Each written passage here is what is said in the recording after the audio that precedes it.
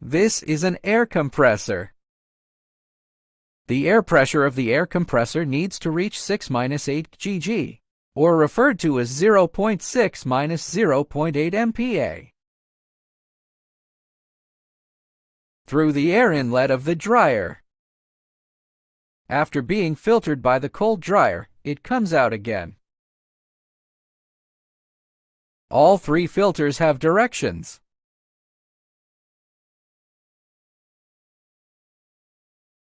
Each filter is classified by grade.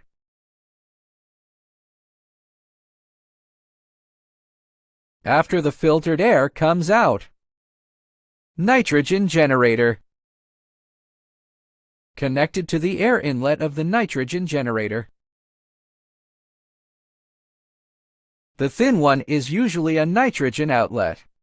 After connecting, you need to start the power supply. Generally, it takes 30 minutes to turn it on for the first time. During boot, we can open this flow a quarter turn. Let him lift the air that is not pure enough out. Once the purity has reached 3 nines 99.9 or 4 nines 99.99, can be used directly or into the gas tank.